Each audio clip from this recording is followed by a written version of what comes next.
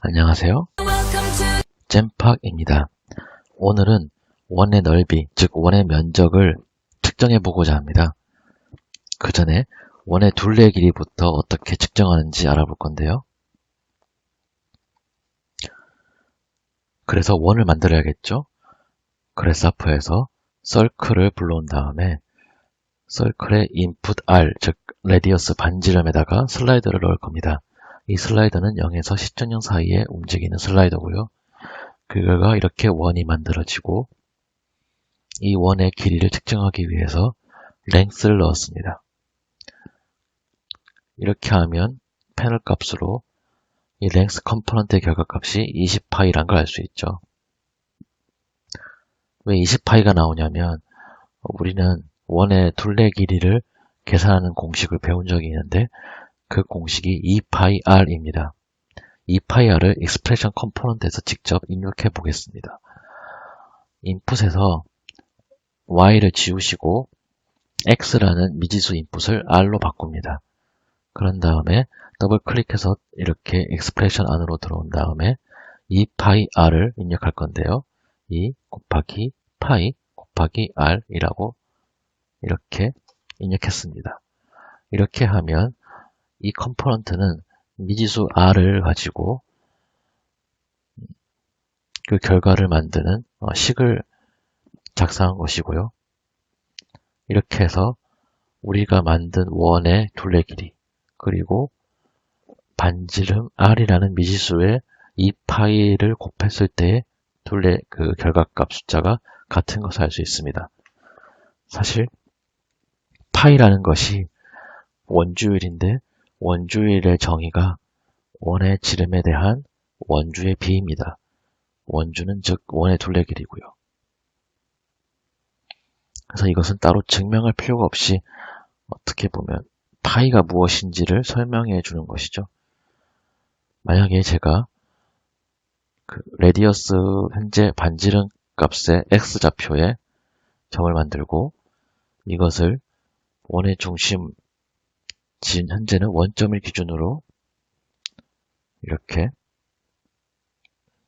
회전 나열시켰다고 생각해 봅시다. 제가 이렇게 점의 개수를 3개로 일단 우선 맞춰 놨는데요. 이것을 가지고 점들을 이어서 폴리라인을 만들었고요. 폴리라인의 현재 C 인풋에서 보시면 클로즈 폴리라인이 false로 되어 있으니까 이것을 토글 컴포넌트를 입력해서 true로 바꿔주시면 닫힌 폴리라인이 나오죠. 현재는 점 3개를 잇는 폴리라인, 즉 삼각형이 만들어진 것이고 이것의 길이 값은 당연히 원의 둘레 길이보다 작습니다. 하지만 만약 제가 이 원 위에 있는 점들의 개수를 무한정으로 늘린다면 그 다각형의 둘레 길이는 점점 원의 둘레 길이가 가까워질 것입니다.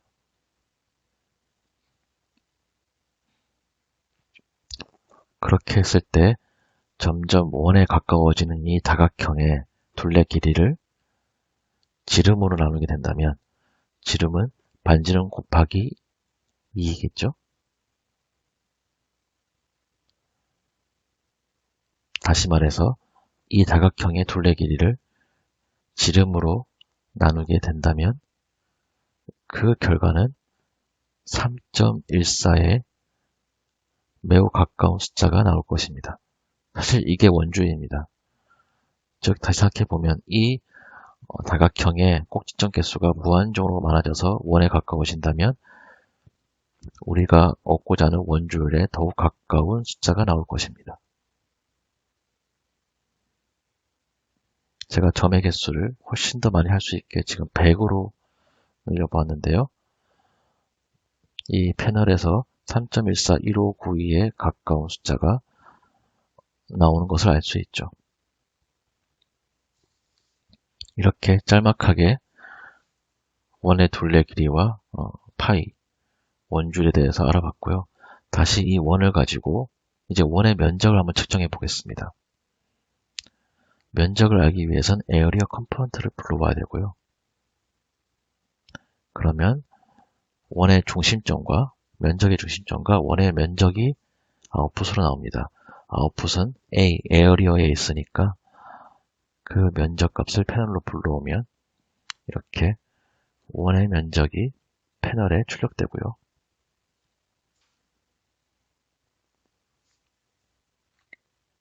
이것을 아까처럼 익스프레션 컴포넌트로 직접 수식을 넣어서 계산해 본다면 우선 인풋을 r로 바꾸시고 여기에 파이 r 제곱을 입력할 겁니다.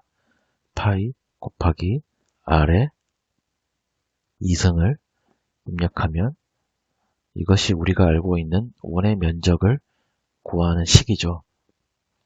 이 인풋에 r을 넣어서 이렇게 그 결과값을 출력하면 당연히 위에 원의 면적을 계산한 식과 밑에서 수식으로 계산한 식의 결과가 같음을 알 수 있습니다.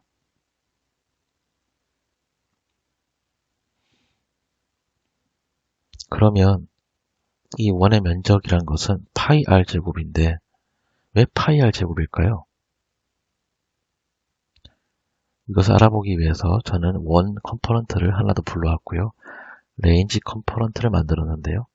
레인지 컴포넌트는 어떠한 숫자를 등분해 주는 것입니다. 그래서 제가 이 n에다가 0에서 100까지 움직이는 슬라이더를 만들어서 입력하게 되면